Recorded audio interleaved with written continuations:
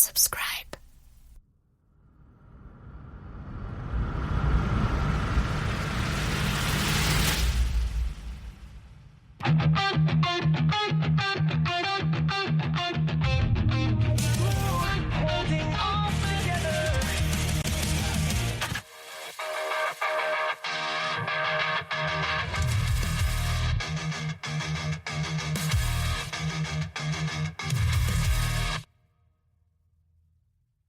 Welcome to the Angry Ops Guy podcast. I've been incognito for a bit, but I have got another massive guest after Jack Porter Smith.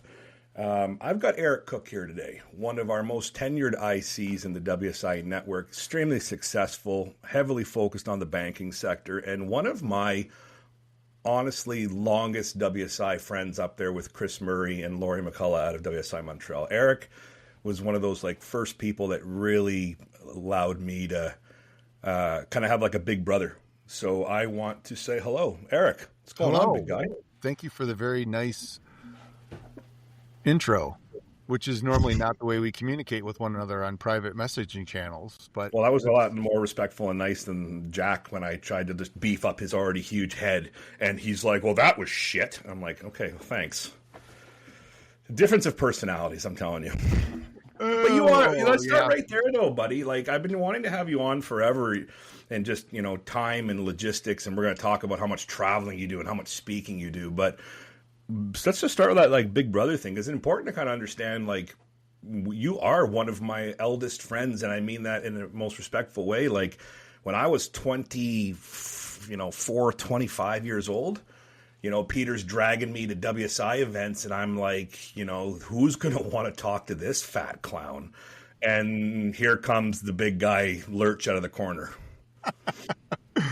I do remember you. You had that big red fuzzy wig and the puffy red nose with all the makeup on. And I said that. I said, who is this clown coming out of, You're drinking your milk. You're getting your calcium. Your protein, bro. Nice. Gonna offset all the calories I ate last night. Well, you don't have an excuse. It wasn't Thanksgiving for you. It was for us. So, yeah, I have not eaten anything today, nor will I probably until later this evening. When you go I'm just going to go out, it's beginning of December. I'm just going to go out and do, 40 kilometers or, U.S. people, I'm going to do 40 miles, just a brisk, cycle around the block. Yeah, so we might as well get this out of the way here just to start. So I have not been on the bike or doing anything physically active since August. Yeah, I'm sorry you told me this, but let's share what happened to you. I've been uncharacteristically mortal, and I say that tongue in cheek. I was on a rampage travel tour. I drove the RV towing the Jeep from Michigan over the Upper Peninsula down to Madison, Wisconsin, where I teach at the Graduate School of Banking, and dropped the RV off at Camping World, took the Jeep into Madison, did my teaching. And then I made an arrangement with the fine folks at the Arkansas Bankers Association to pop down and do their senior management seminar. And so I had my good buddy who teaches there as well. His wife came in for the 2-week period. She dropped me off at the airport, flew to Chicago, where I, for whatever reason, call it absent-minded on my part or scheduling, but missed my flight down to Springfield, Missouri in Chicago. And needed to be in Branson the next morning. And this is, so rented a car, got on the road at 9 p.m., drove straight through, which I probably shouldn't have. I'm lucky.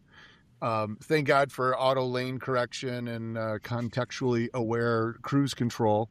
Those rumble strips are great when you wake up before you hit. They are amazing. I'm super happy for that.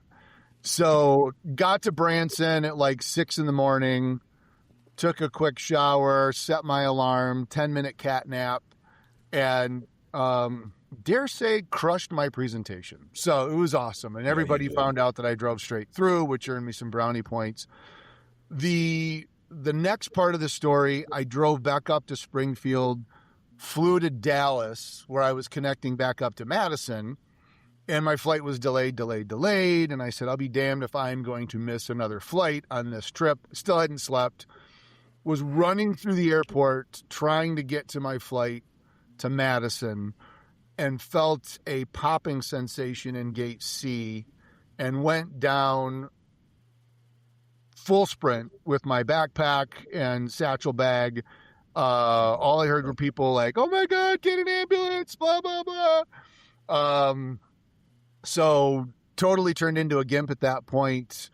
Long story short, after an MRI, that was my hamstring snapping from my body and retracted 5.4 centimeters. There, see, I'm giving you the metric because that's what it said in the report. Met with a surgeon and said there might be the possibility that scar tissue will form sufficient that you may not need surgery, because if you do need surgery, we slice your butt open and you'll have a 6-inch scar on your cheek. And, you probably already know this, but, I'm Brad Pitt's butt double in movies. So that would ruin that career for me. You were supposed to laugh at that, by the way. Yeah. You can totally see it, can't you? I was just coming up with something much cruder to say back to you. Like, can I be in the operating room when you're there? But yeah. So anyway, met with my doctor surgeon last week, and she said, I'm good to go. So I'm going to start PT. I've already been on the bike 3 times. I do not like the feeling of get pedaling. Back into your routine, eh? I can get back into my routine, but I don't like the fact that I can't get on the bike and ride 40 miles, because if I get on the bike and I ride 10 miles, I'm like, because I've done zero cardio for the last several months. So it's good to be back. Those of you that are listening, if you are not doing something exercise related, it's an awesome stress reliever. My wife is really excited about me getting back on the bicycle because 100%. Maybe I'll be a nicer person, but it is definitely something that I've missed, and it's a coping skill, and it's definitely a stress reducer. And, when we go to convention, you are one of the people that I see in the workout room at 5 a.m. There's not a lot of us, but we're there and we're doing it. And we know that it's important to take care of ourselves, or we can't take care of anybody else. So I'm really excited that I was not going to have surgery, and just really makes you appreciative for having mobility and health. And when it gets taken away for whatever reason, it really sucks. So I'm thankful to be on the mend. And even though I'm gassed like someone that's never ridden a bike before, I'm hopeful that the fitness will bounce back quickly. So you should have seen me walking up the stairs here to come and record this with you. I was out of breath. I was like, holy shit. And I go to the gym. I go to the gym 5 days a week. What's my issue? Doritos. Oh, yeah, but you could probably lift way more. I know you do a ton of weight work, and that's not something that I do a lot of, and that's going to change as well. So, but do you think it's such a freak accident that happened there? When you told me that, a month back when we caught up, when we were supposed to record this, and I bailed because I was a crybaby. That's a story for another day. But when you told me, I've had some time to think about it, and obviously haven't talked to you, and I'm so thrilled that you're getting back to, Eric. But do you think it's in a weird way kind of like life or whatever telling you to slow down? Because you have been on a tear. Yeah. For the last year, especially. And this is where I'm going to toot your horn a little bit and mix in some things about you and so forth. But you won Agency of the Year at the WSI Global Convention in Mexico, which is roughly about a year ago, okay, give or take. You've won other highly praised recognitions, whether it's in banking or others, multiple awards. So your agency has just kind of skyrocketed with, performance and recognition and so forth. And you're speaking, you've always been big into speaking. This is one of the things I marvel at you is, again, when I was a kid, you're the MC at our global convention, like big floral shirt, loud, but that's your personality, right? So speaking for you is a big thing, but it just seems like even that story, you are running airport to airport, filling up the passport kind of thing. Like Do you think this was kind of like, hey, it's kind of a blessing. I got to slow down a little bit because I can't keep this pace up? As I was on my way to the emergency room in Madison at 12:30 in the morning after the plane landed, and I could barely walk to the Uber pickup, I was thinking to myself, there is nobody in the world, literally, that knows I'm on the way to the emergency room to go to the hospital to have them look at my hip. And I have no idea if I broke my hip, if I did cartilage damage. At this point, you have no idea what's actually happened other than I have no clue. I did, I got to the gate, and the gate agent, I got up after I went down. And if you've ever seen the Michael Jackson Thriller video, when the zombies come out and they're kind of like walking, that's how I looked when I was, and somebody was like trying to hold me up, and I'm like, I got to get to the gate. And luckily the plane was delayed because, of all things, they were waiting for a trash can. So thank God the plane was delayed, or they'd have been gone and it would have been all for naught. The gate agent was like, do you need medical attention? I'm like, no, I'm good. And then I sat down, and the flight attendant was like, do you need medical attention? I'm like, can you just bring me a bag of ice to sit on? I probably should not have gotten on that plane. In hindsight, I could have had internal bleeding. I mean, I don't know what I was thinking, but we can laugh about it now, though, because we're okay. But we're okay. Everything worked out perfect. But as I was going to the hospital, I was thinking to myself, should I call my wife? Because it's 12:30 Madison time, 1:30 back in Michigan. Do I wake her up? Do I tell her? Do I not? Do I what? And I'm probably not thinking straight because I'm injured. I haven't had sleep in 48 hours. I'm basically running on adrenaline. And I called her in the next morning on my way to go get the RV and the Jeep. And I said, I just want you to know I'm okay. And she's like, afterwards, like, I always know when you start a conversation with, I'm okay, but, and she came back and she's like, honestly, I thought you were going to tell me you either had a nervous breakdown or a panic attack. And she said, this is probably the universe telling you to slow the F down. Yep. And I said, you're probably right. And of course I had booked a campsite for the weekend down in Illinois with a bunch of mountain bike trails because I was doing a boot camp for AI marketing folks and then a marketing seminar the next week, which I still was able to do. But I hung out at the campsite, sat on bags of ice, just kind of limped around. But it definitely was one of those like, all right, you really need to pay attention to what you're committing to, and your body can only do so much. And I do think it was one of those, all right, here's a wake-up call, and if you don't listen to me the next time, it's not going to be so good. This is a minor interruption. I actually had a trip planned for next week, first week of December, depending on when this drops. It was an event that I was looking forward to, but I backed out. And I decided I was not going to go and stayed home. And Alicia was very surprised that I made that decision. But I don't have any travel planned until mid-January now. So I'm home for the holidays, get caught up on stuff. Doesn't mean I'm still not, doing a ton, but I'm not going to have to get in an airport. I'm not going to have to drive anywhere. And, I'm hearing the signs, I'm 55. I get it. I'm not a young whippersnapper anymore. You are, though, buddy. Like, you say that. I've been telling you this for years. Because, again, I've known you for 15 plus years. You don't look your age, but that's a credit to your lifestyle. And I certainly don't act my age either. No, so Christ. Why do you think me and you were friends? It's like two idiots. And then our stepbrother Jack Porter Smith, and it's what a trio of it's Three Stooges. Yeah, exactly. Can you imagine the damage me and you and him could do if we had a panel? Like, we just slaughter. That would be pretty epic. Well, no, hold on, let me rephrase. I would be slaughtered because I would be in the middle, and then you'd be from the left, and he'd be from the right, and right away be like, "Let's talk about operations." He's like, "Yeah, fatty, let's talk about it." I'm like, "Thanks, Jack."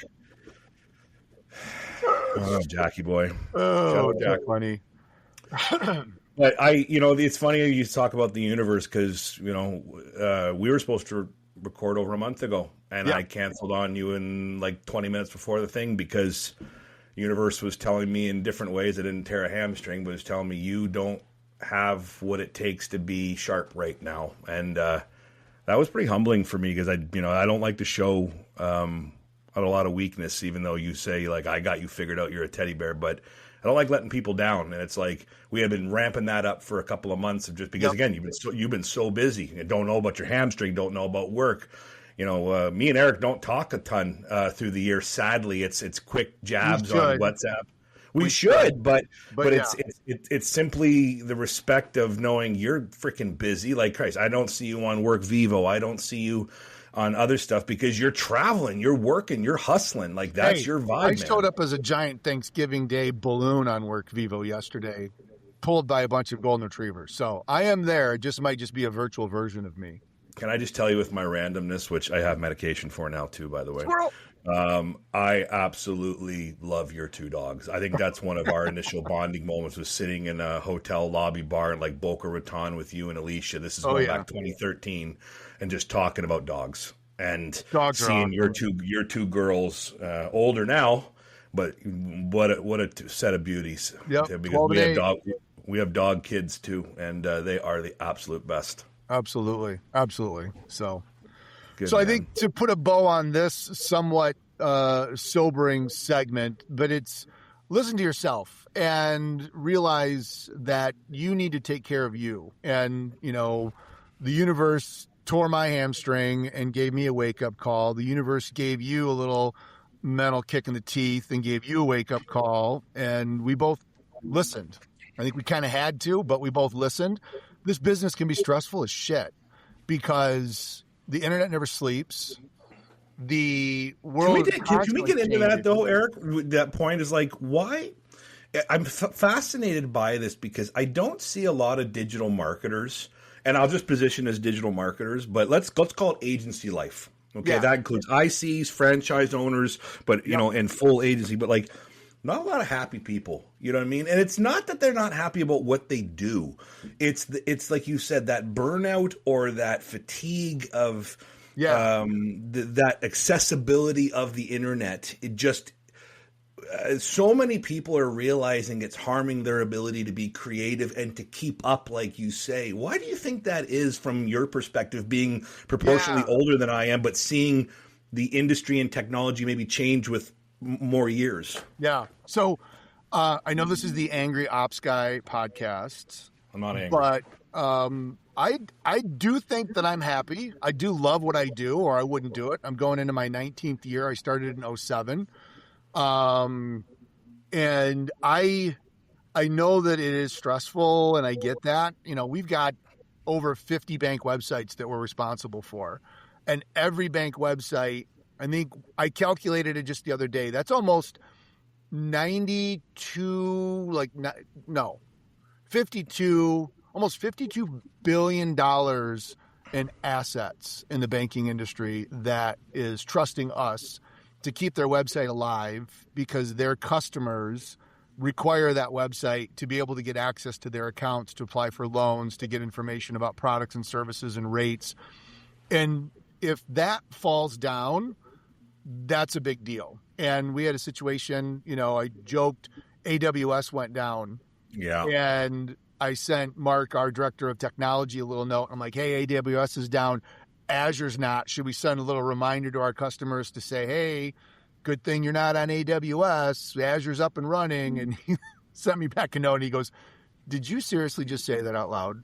You totally jinxed us. And wouldn't you believe it? The Azure ecosystem, Azure front door, somebody loaded a bad config file and took the system down for 6 hours the very next week. Karma.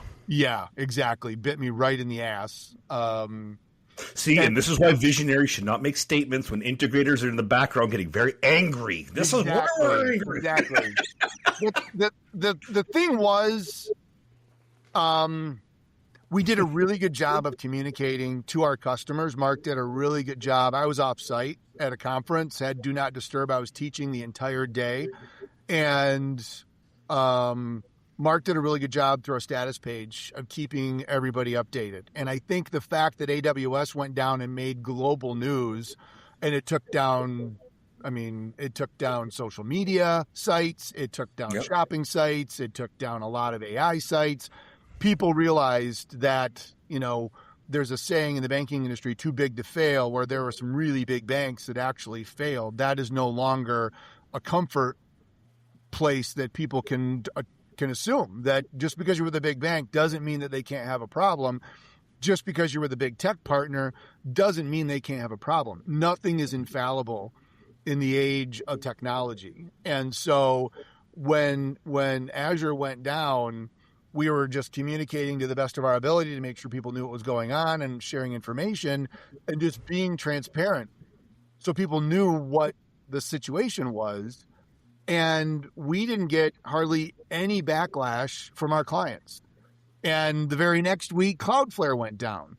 Yeah. So it's like, boom, boom, communication boom. Is the key, Eric. Communication is the key. We have talked so much about this when we used to talk about suppliers back in the day, me and you. It comes down to communication. There are going to be issues. What customers or suppliers or even agencies don't want is, why am I calling you to ask what's wrong? If you can bring the game proactively to them saying there is an issue, it's at the main pipe, it's not part of our service, it's the intermediary or whatever, people will understand that shit happens. Yep. It's the why do I have to bring it to you guys when I pay you to navigate it? Yeah. And that further inspired me to, and I can't remember even what sent me off on this tangent, but as I was driving to one of my events or on my way to or from the airport or whatever, I had the idea of, there's probably a blog post in here. It's ironic and I don't want to say it's funny, but it's ironic that I made the comment to Mark about, Azure's not down, but AWS is. Should we tell our customers? And how I jinxed, we wrote a blog post about it and said, nobody's perfect. And you've got to have some sort of a crisis plan. And it could be, so the first, and it actually turned into a 2-part series. The first was, what have we seen? What do we do? What happens if your website goes down in the banking industry? Customers also have access to mobile banking through a separate app, which is different than the website. So I think that was also a reason why, at least in our industry, it wasn't a huge deal, because if somebody wanted to get access to their account information, they could use the app on their phone. It wasn't the only entry point on the website that was available to them, so they had options. In hindsight, banks could be doing maybe a better job of promoting the fact that, hey, download our app, get our app. You've got telephone banking. We've got other ways that we can serve you, just like there's other things that we can do. And then that spawned another idea for an article about, what does an organization need to do from a crisis plan? How do they deal with it? It could be your website. It could be somebody did an AI deep fake of your CEO saying something that's completely off brand or incorrect. Could be a reputational issue on social media or a PR nightmare, or in the banking's case, worst case scenario is a bank robbery. What do you do to recover that? And I still remember all the steps that are incorporated with, what do you do if your bank gets robbed? How do you address that? There was a very comprehensive protocol that we had to follow. The only time our bank was ever robbed, I was actually on vacation. And when my technology director called me, I could tell just by the tone of her voice something bad had happened. And nobody was hurt. The guy walked in, walked back out. Everybody did exactly as they should. But it was a very traumatic experience. And so when stuff like that happens, we as agency owners need to first go, okay, what could we have done better? What could we have done differently? Is there any areas where we could have improved, or is there a service that we could bring in, or how could we have prevented this in the future? Because anytime something goes sideways, it's usually, oh shit, I've never seen that before.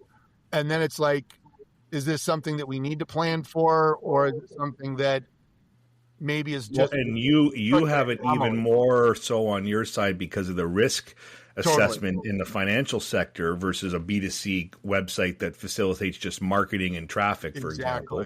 But the key thing with you, especially, which is heightened, but this is applicable to any agency, is you've got to learn from whatever happened and you have to try proactively to invest or to correct and make sure it doesn't happen again. Now, it can't be a guarantee, like you said, 100%. I've fixed it, I've patched it, but you have to make, because if that happens 2 more times in the same week, the same day, then the integrity and the reputation of your agency and how much you've built, knowing like we can do this stuff and monitor it and protect it or proactively at the level. So the big thing is have humility and have vulnerability to say this happened and be transparent about it. Don't hide it. They'll figure it out. But prove to the end customer that you're proactively working to mitigate these factors moving forward if you can put walls and security in place, because cybersecurity is a whole other topic, man. You see it at such a level that's heightened because of what you do versus what we do. Like, I couldn't do what you do, and I'm not trying to be funny. I don't have the mental strength of the risk protection of your thing. It's like I have many friends that work in cybersecurity. Couldn't do it. I'd blow my brains out with just the fear of waiting for that attack, maybe because I went through some of that in hosting days, but I give you so much credit, and shout out to your guy. You keep saying, Mark, he's a bulldozer, man. Like, that guy is super smart and he understands the technology side, which is a big compliment to your team to try to navigate that, you know, because you want to say you can build banking websites, you better be able to do it with the requirements involved to protect these businesses. Like you said, how much money? You said something like $52 billion worth of whatever. That's huge money. Yeah, absolutely. And for the ICs listening to this, I know this podcast goes a lot of different places, but for the WSI family members that have made it 28 minutes into the conversation and you're still with us, first off, thanks. But the thing that I think is important is, why are you laughing? Because like, you're taking a shot. Like, I bring you on, you're probably going to get paid for coming on, even though I don't get paid, and you slight me. I'm slighting us, dude. We're talking to ourselves. There's no one listening. Exactly. Like, I put this on Word Vivo, and everybody's like, who gives a shit? If we have to schedule a podcast every quarter, so we just get together and talk, and then we record it, and people are interested in our banter, then absolutely, I'm fine. We're doing this for our own ego. Where I was going is to my WSI family out there. You know, the thing that, and we've decided not to venture outside of banking. I always thought, you know, if I could serve banks, I could serve anybody, because banks have to deal with things like risk and protocols and security and policies and all these other sorts of things. I'm not interested in going and doing this outside of the world of banking. This is really my sweet spot and where I provide the most value. But if you can bring that mentality to your business, and you don't serve an industry that's highly regulated like I do, but add that extra layer of credibility on top, because most digital marketing agencies working with the businesses, the SMBs, probably aren't talking about this. And those businesses probably aren't thinking about a continuity plan or a business resumption plan or a crisis mitigation plan.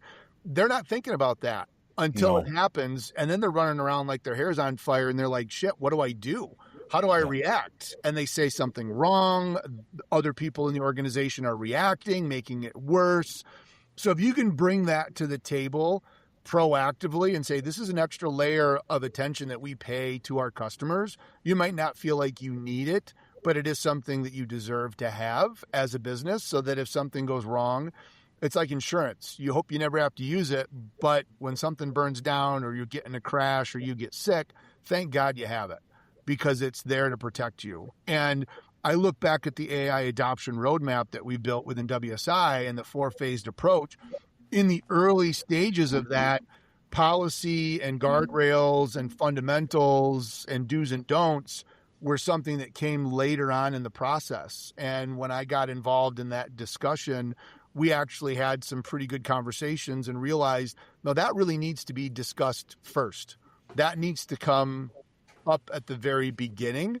And then we go into training, because we need to understand where the actual rails are for us to go and not to go. And so that's one of the great things that I love about the WSI network and the family of consultants like yourself and everybody else, is we're all here to give our input and give our thoughts And so many other people have been part of that AI roadmap process that it's, probably one of the best frameworks that I've seen. And I've been to a lot of conferences and talked a lot about AI to a lot of different people.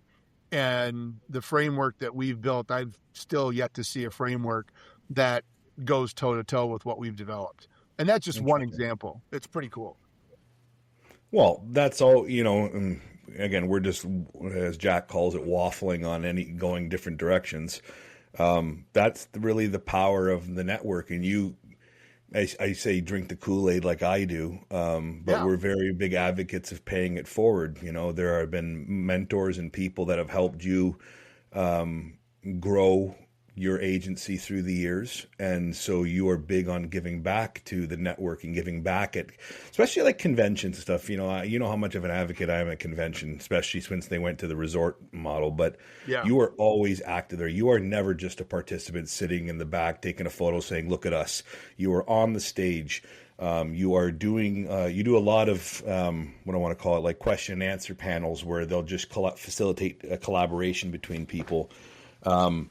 That's always been one thing I've noticed about you. Probably why I found you approachable. Again, going back to our history of just meeting you is, you're a big dude. What I mean by that is you block the sun when you walk kind of thing. And you got this big, goatee all the time. And the one thing that stuck out with me is you're loud, meaning not necessarily voice, but you're expressive. You're very comfortable in your own skin. You walk in a room with your jeans and your floral, if anybody wants to pull you over at the airport for security and go through your luggage, like they're going to question what you're actually, you're going to a conference really. And you're like, yeah, really, these are all my shirts because but that's you. If Eric shows up in like a white shirt with blue pinstripe, like buttoned, something's wrong. But I'm a little conservative today, but I do have a new, so I'm a big fan of Robert Graham. That's the shirt that I normally wear. I've got some funky ones that aren't Robert Graham's, but funky. That's a good word, funky. Robert Graham is my shirt of preference. I love them. They got a cool style. And when I left banking, a lot of coat and tie. I'm like, I do that once in a while when I have to, but otherwise. But I did get this Robert Graham, like multicolored skull. So it's you love color, but like you can rock any color and you're just like any pattern and you're like, let's go. And I'm like does gray go with black? I'm like, tuck it in or leave it out. Like I'm so boring. And you're just like, yeah, here I'm. Whoa. I don't have a too cool tiger on my shirt though. So that's. It's all right. I wear sweatshirts all the time. I was on another call with Denise Bowen and a couple of friends, and I'm like, I got to run, guys. Love you. I got a call, and she's like, you're gonna wear that on the call? So I got a sweatshirt and a hoodie. And I'm like, why? She goes, it's a sales meeting. I'm like, okay, thanks. I'll like immediately get off. Like Denise, I'll go get a big boy shirt on. Fine. Yeah, I'll put a big boy shirt. Go in the hoodie, and then Denise just saws me at the legs. Like, what else is new? No. But going back to like. Let's talk for a moment because I want to talk about you went to Macon and yes. We should definitely talk a little AI and I want to tie in SEO because that's what I went to. Yeah. But I want to go back to something about your speaking, not necessarily in the banking sector, but more about how you're always someone on the stage at our events when you can make it. You're just so giving, and I would love to just hear from you because, what keeps driving you 18, 19 years or whatever it is, Eric, to continue to be that person versus saying, I'm getting older. It's a young man's game. I'll let somebody else take that. And what I'm setting you up for is it's not ego with you. You just love it. Like you thrive off of that community concept of, I can be the locomotive and I'll pull you behind me, but like just get on the bandwagon with me and let's go. That's how I see you. So is that just always been you, or have you found it within WSI and allowed that to mature with comfort? Yeah. Just help me understand, because that to me is like your greatest trait as a human is your ability to diffuse an audience of people uncomfortable and make them laugh and just say like, let's go. And I got big shoulders. That's a compliment, by the way. I appreciate in a really that. random way. Thank you. Alicia's upstairs like, don't fill this head full of shit. Hi, Alicia. Oh, that's funny. And speaking of being loud, yes, that's why I'm downstairs with the door shut and she's upstairs and she can still probably hear everything that I'm saying. So that's all right.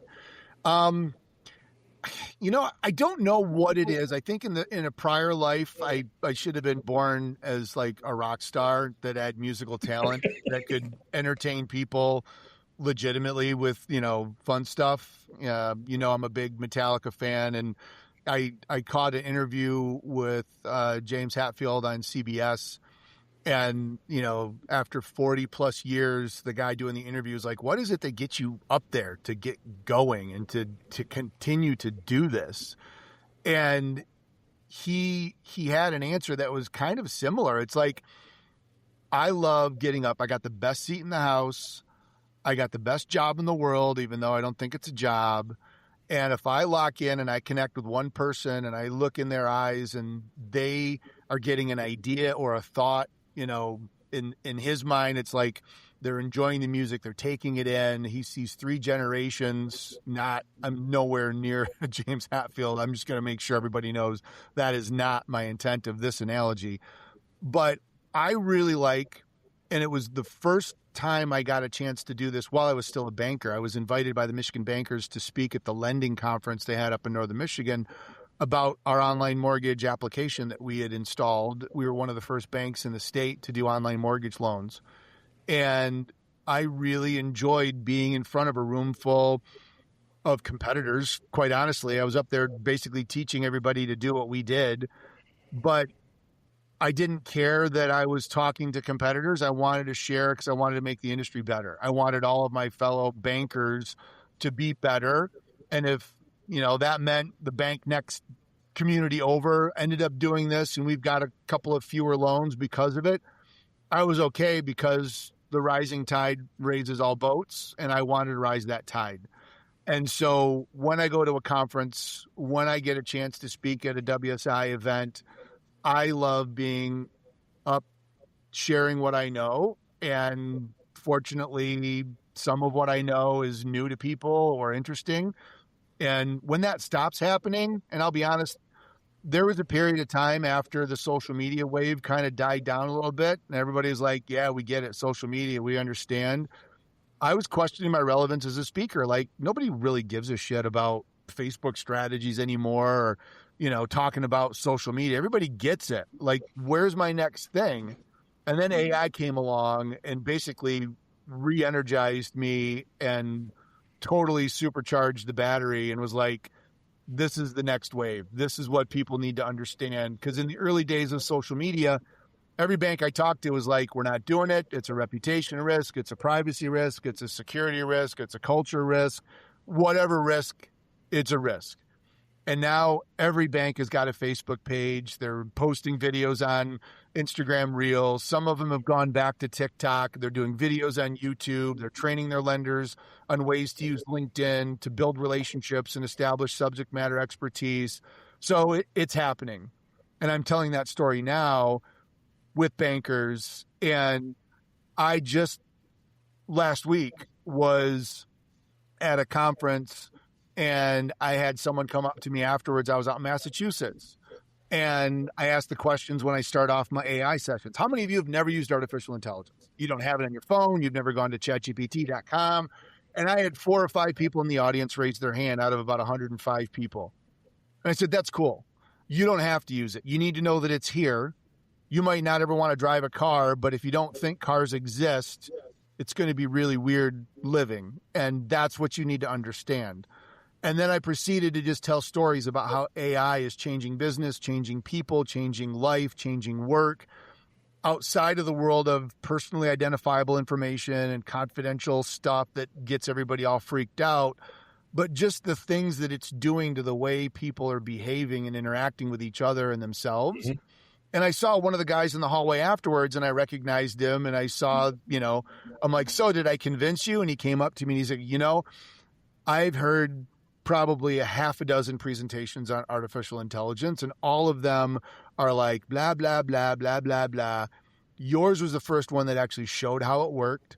I saw a video of it in action, and I could understand why this is something that I probably should be paying more attention to. And I am going to investigate this and just try it out.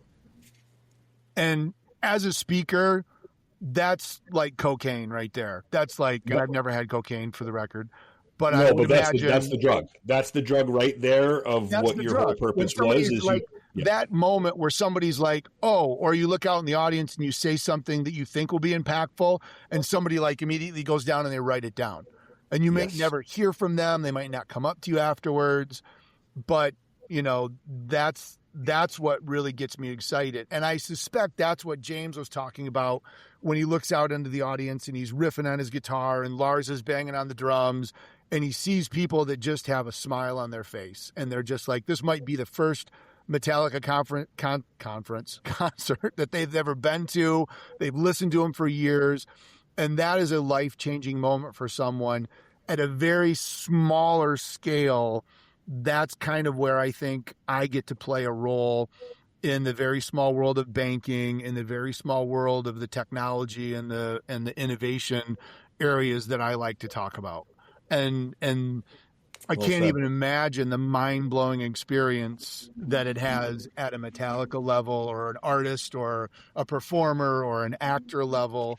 But for me, that really gets me going. And that's the reason why I continue to do it. It pulls me away from my wife and my dogs. It pulls me away from the lake. It pulls me away from my bike. And when it doesn't feel like the juice is worth the squeeze and I'm not getting that, then it's time to find something else. And I was getting really close to that as a speaker, feeling like, okay, where do I add value? Everybody knows this already. How do I add anything different? And now it's like, that's why I was on the road so much last year. Like it was pretty much from August until last week. Every week I was on the road at a conference, at an event, at a school. Like you said, going back to the universe, no wonder something had to say, hey. It was nuts. So yeah, that's why the universe kicked my ass and said, oh, I'm going to snap your hamstring and make you slow down a little bit and contemplate the meeting of life. Now, Alicia's like, I'll snap your other hamstring if you don't get the... She'll snap more than that. Right, yeah, like my neck probably. But it's funny how you reflect on what speaking does for you, or like you said, that kind of hint that you'll see from somebody that's the juice, the drug, whatever. Yeah. For me with speaking, I don't speak like you, meaning volume, stage size, whatever. I've done a handful of things primarily within the WSI network when asked in the last couple of years. But where I'm going with that is, for me, it's almost validation that I know what I'm talking about, because I have very low self-worth and confidence in the sense of exactly what you said. Does the shit that comes out of my mouth that people actually sit there and go, this guy's a clown, where's the red nose again, like we said at the beginning. And then you get up there and exactly that is you don't want the standing ovation, even though that's a nice moment if it happens, but it's the person that writes feverishly down something off one of your slides. It's the person that is nodding at a certain thing you say. It allows you just to recharge your battery and take it a different direction when you think you're flat or you're not at the cadence you want. So I need that in those moments. And then I'm part of the WSI buddy system and so forth. And I got a gentleman that's been meeting with me and building some nice rapport. And he gets in a session with me. He's like, dude, he goes, your open forum session, he goes, was unreal. And I'm sitting there going really? But to someone else, it was like, wow, how do you do that and whatever else? So my point being is it's giving back, giving that knowledge, but also being that mentor or being that leader. Because again, right, everybody in WSI that's been there for quite some time, you grew up in the environment of others helping others. That's the foundational alliance that we have. You didn't get to where you are without the Neil Lappies, the Chuck Bankoffs, the Doug Schusts, Peter Jesnewski. I'm missing so many people from back in the day, but all of those people contributed to each and everybody getting the knowledge you have now. Yeah. And we have a duty to almost extend that when Francois and Peter and Doug formally retire and say, I've had enough based on age and life and health. Yep. We've got to extend that, because who's the next people that are going to be the Eric Cook? You're not going to be doing this forever. Like you said, you're going to wait to see where your fire is. But like you said, you're 55. Maybe you do want to sit out on the lake and do nothing at 60 onwards because you've had a successful career. But you know what I mean? Like, that would be a huge loss to us not having you. But the clock is ticking, right, on everybody. Yeah, absolutely. And you're going to need new people with AI and stuff. But all those people have to shake up the ecosystem and say, we're the people that can bring the next generation of stuff into this. That's the real power of the network. Yep. And you made a point earlier I'm going to go back to. The validation is, I think, a good point. And the word that jumped into my head when you said that is, imposter syndrome.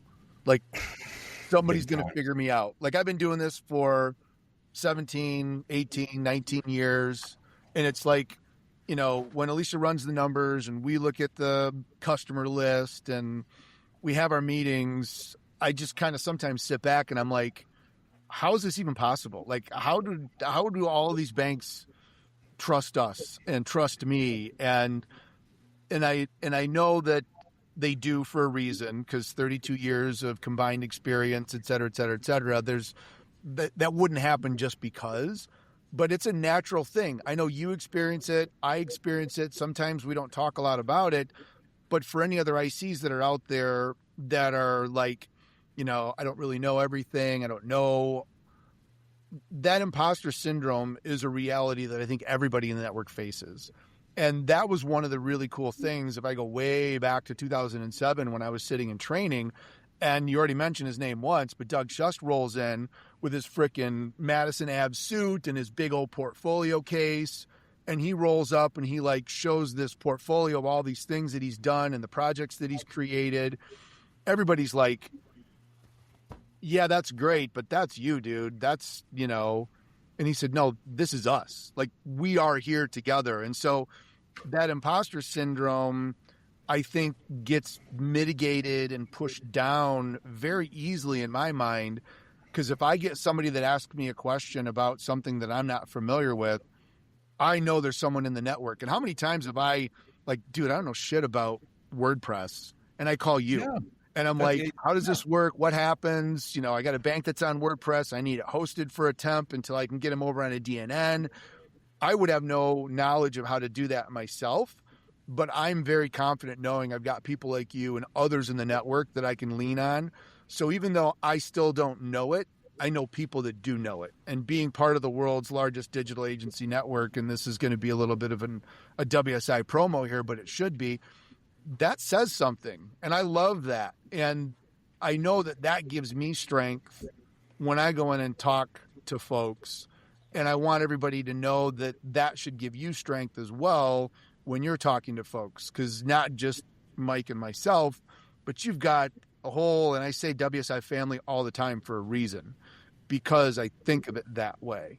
And that will help kind of beat down that, imposter syndrome and all of the stuff that I'm talking about from an AI perspective, Robert and Seamus and Kundan, and the things that they've taught me as part of the AI process and the things that I've learned, I'm turning that into material for the banking industry, and wouldn't be possible if I didn't have that behind me. The presentations, the engagements that we've landed, the preliminary assessments that we've delivered, the genius tools that make our job so much freaking easier and blow people's minds.